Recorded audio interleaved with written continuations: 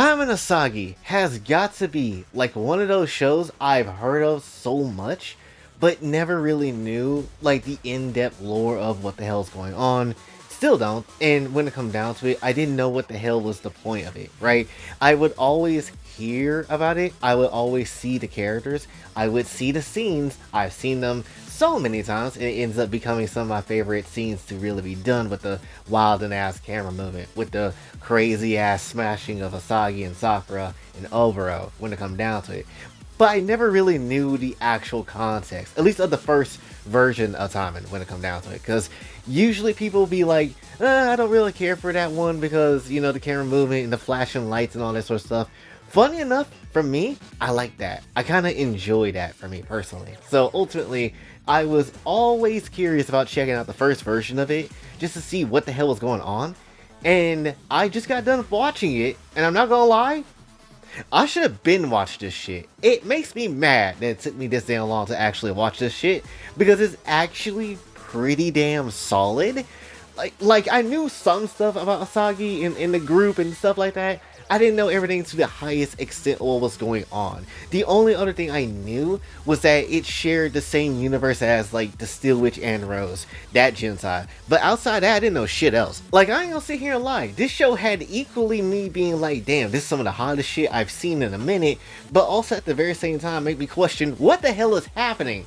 And that's what essentially what we were getting. It's not anything hard to understand, but it's definitely a lot of stuff that just made you question life at a few moments. Right? So basically, the entirety of Tokyo is a demon city. It's basically ran with demons just straight up beating the shit out of people, clapping people's cheeks, and straight up out here murdering the shit out of people. That's just how it is. It is basically if you took the demon city that is New York City and fused it with Tokyo's actual, you know, home setting, right? You just basically fused it together, and this is what you get. And there's a group of anti-ninja demon people that basically is not effing with demons, obviously, and wants to body them. And they do, or at least they try to, because Oboro came through and bodied the shit out of that one person at one time. So yeah, not necessarily the most successful line of business. But that's not the main thing we're here to talk about. We're here to really talk about Asagi straight up just being used to meat the entire time. Like, she basically wasn't even trying to be a damn ninja the entire time. She was just essentially here to kind of just be like, yeah, I'm kind of getting out the game on some GTA 5 type beat. I robbed people for too damn long. I'm gonna get out the game now. And essentially was about to settle down with her homeboy, but ultimately, nah, that shit's too easy. That shit's way too easy. Because apparently, she ran the ones with Oboro like some time ago, and essentially she killed her, but ultimately Oboro had to make a demon pact. Was like, yeah, I'm gonna show you real quick how we actually do things for real. So she ends up just, you know, kind of finessing Asagi essentially. Basically getting her mans and just straight up getting clapped, really taking her man's like whole meat and just doing stuff with that shit. Asagi getting whole ass just basically turned into store-bought meat by some damn demons that were just clapping her right in front of her own boy. That was just how it was. Asagi was just used to meat the entire time. Granted, this is something that we have all known. This is something that you don't have to watch Asagi for at all, and you already know. Oh yeah, Asagi and Sakura. Oh yeah, those are some used pieces of meat. Those are some absolute ruined holes right there, because that's essentially what you're getting with Asagi in any shape and form. Like, to really put it in perspective for you, you know the statement how people would say, damn, somebody to run a train on her ass. You know that whole statement of the train? Like, imagine Asagi also getting ran a train through her, but the train isn't just stopping at one train, it is a universe of trains that just come through, and infinite possibilities that just straight up run through her all the damn time. That is essentially what she has gotten into, whether it was some old ass demon, whether it was basically random ass people that were just in the stands of the Chaos Arena that were just straight up going at her cheeks no matter who it was. Everybody had a whole fun and time and go with Asagi's ass. literally a gang of demons and orc demons or whatever the hell come through for 5,000 reasons, being like, yeah, we want some of that ninja cheeks as well. Even more wilder demons to come through that are having infinite stamina that's also clapping her cheeks endlessly. Like, there was so much shit. And then her boyfriend was also possessed by a damn demon or got taken over in some shape or form, and then basically used her in that way too. Like, there was so much train running in her, you would think she would be a subway surfer. That is literally how much train running Asagi basically had. Sakura was no damn better, with really big expanded ass boobs. How the hell did they fix that shit at the end of like the episodes of really like episode 5 or whatever? How did they fix that shit? Her shit was omega big after all that electrocutioning. Why? How the hell did you fix that? It is the greatest mystery to me. Like how Oda-chan ends up in episode 1 having the plastic surgery only for her to remove that somehow. And it's like, wait, what happened to her titties? Her titties were actually pretty big. Now you mean to tell me they're small because of magical reasons? The hell happened here? I ain't gonna lie. Like the first, I seen like clips of both versions of Taimanin, and I ain't gonna sit here and lie. It felt like the Taimanin in the future, like the second one and all the future episodes that you get to see in the later in the series, it feels like they're very safe. They feel like they're super safe, like, oh yeah, this is what I expect of my Gensai material. But when it comes down to the first version of it, it's like you're watching a illegal tape that you shouldn't be watching. That is essentially what it felt like, just watching how much they was using Sakura and Asagi herself when it come down to it. It was just pure madness. And then, overall only did all this because for basically revenge. That's essentially how it is, right? Realistically, if this would have happened to anybody else, you ruined the hell out of their life. They're not coming back from all the train wreckages that you basically done to them. But one thing I have to absolutely just give credit for, and it's really one character out of all of this that I actually do enjoy like a lot more than I originally thought I was going to, which is Sakura. Sakura is easily one of them people I'm like, alright, this could very much go wrong. This could very much be a character that's going to end up being not so great. Which I had a feeling that she was going to be great, but I didn't know how. And essentially, when you end up seeing how she kind of operates a little bit with ninja skills and just how she kind of moves around and how good her scenes kind of were, I was like, oh damn, it's like that? Oh, this is some prime time shit here. Her ass was on time in the entire time. Basically, it was like, yeah, let's go ahead and just have this death match, because if we have this death match, then one of us can lead the arena, and then, that would be something, and I want Asagi to kind of go. I'll stay behind if I have to. And then at the very end of the show, she ended up killing, like, the hell out her elder. That was like the ninja guy that kept, like, giving tasks or whatever, and that was solid. I was like, oh, Sakura, she on it. She for sure on it. I knew I liked you for a reason, girl. I knew I liked you for some damn reason. And that's just how it is. She was always on timing. Asagi was on timing too, but at the very same time, it wasn't until she had to body her own boyfriend, because, there was just no way out of that sort of situation, and it was the only way to get her free with Sakura so they can kind of dip off. Then she started to act like she had, actual ninja skills.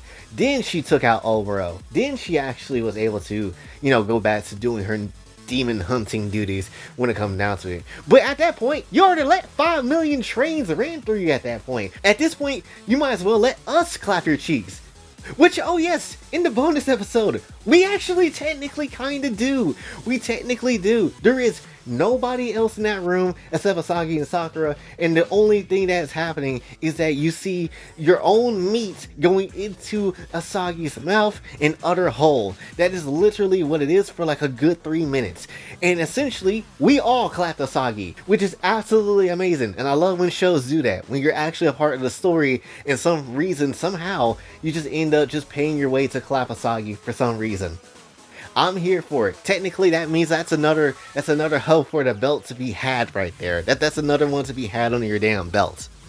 But to be real though, I did like how crazy and wacky this whole damn thing was. Right? Oboro was easily one of the characters I did remember. I did remember a clip of her just straight up falling to her death of some kind. I didn't know the context, but at the time. But then when I saw it back through this, and I was like, oh, so Asagi bodied her like twice but she ended up like coming back because of the demon pact, whatever, and that's just how it was. And overall was on time too. Her ass was trying to please Black Sama, whipping the shit out of Sakura a lot of the damn time, just watching Asagi getting violated in 5 different ways till Sunday. It was just a bonkers ass time to kind of see. It was just a lot of stuff going on. And again, I know some people will very much say, I don't like this version of Asagi because, the camera is everywhere. It's wacky. It's too much, honestly. But also at the same time, I think that's why I like it, right? I think this is the very same dude that made, like, I can't remember the full name of that show. It was Zetai something with the guy that basically had like a license to kind of clap cheeks whenever he wanted to, and the camera was doing the same sort of stuff. I think it was also directed by the same dude. And ultimately, I remember seeing like a comment somewhere that was saying, once you look at that work, once you look at that, you can't really look at regular content again, right? And that's kind of how I feel. That's why I like Gold Bear's style of animation so much, because it's the weird, wacky ass camera that's overdoing it. But at the very same time, it brings out the intensity of the scenes. It brings out so much rawness that makes it feel like you're watching an illegal black copy of a Gensai that you shouldn't have, right? But that's just what makes it so damn good, personally. So I actually genuinely do like the animations. There's not really a particular scene that I do say stand out, like in terms of like, oh, which one was the best scene? Because a lot of them were really damn good. Like, Sakura getting electrocuted and growing her boobs to be bigger, whether it was over whipping the shit out of her in a hot ass way, and Sakura was kind of just patronizing her, and it was just kept going, and it was giving me some hardness in some places. Then there was also like the scene where Overa was serving Black Sama on some wild and ass type timing, and that's just how it was. Then Overa was also getting clapped up after getting betrayed. There was a lot of damn scenes, but the one scene I definitely will forever stick out into my brain is just straight up Asagi getting surrounded by just nothing but meat central, just straight up hot dogs everywhere, and Asagi just in the middle of that, and she already knows what's about to come through, and everybody runs a damn train through her. It's just the sole fact that she's just in the middle of that vast ocean of meat, and then she's going to have to basically accept all of it. It is the most URF sort of situation I have ever seen in a Gensai when it comes down to just one woman versus a gangling of dicks. That is just essentially what I see. Honestly, I will watch the other versions of Taimanin as well, just to kind of, talk about it too at some point in time. But ultimately, this is just like really damn good. Honestly, this might even be a contender in the top 10 of Gensais I've seen, honestly. And I'm trying to write that list out and try to figure out exactly what should be in that list. Honestly, that might have been today's video. But ultimately, I wanted to talk about this first because I'm like, I can't really put that on the list if I've never seen the first version of it. So I kind of need to see what the hell's going on. And I'm not going to sit here and lie, it did not disappoint. And I pretty much knew that it wasn't going to disappoint because, again, I've seen the scenes before. But it's really damn good. It's really damn good of all the things. And I noticed like more characters in time, and I noticed like way more characters that are just equally as hot as any of the other cast members. And I noticed like other parts of the story, just like way many different versions of this story that kind of exists in different universes or alternate realities or whatever the hell, or different seasons or whatever. And I noticed like a whole mobile game that kind of, I think, has its own story too. But ultimately, I don't know how to find out all the information about that outside the Wikipedia. I'm not really keen on to reading about it like that, but ultimately, it is what it is when it comes down to it.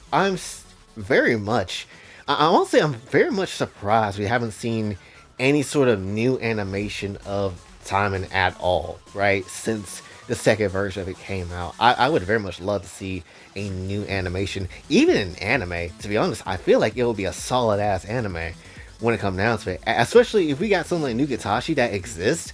I don't see how Time and Asagi can't have its own anime or another season of a series of it or something like that. It's probably not going to have the good Gold Bear standard of animation that I like to see, but I would still like to see it regardless, just because that's a lot of ninja hoes you have on the table that you're not basically using to the highest extent, right? And I feel like that would be just a bit of a shame for Lilith to kind of just not use those characters. So I feel like I would very much like to see that in some shape and form, right? So that's just how it is for me.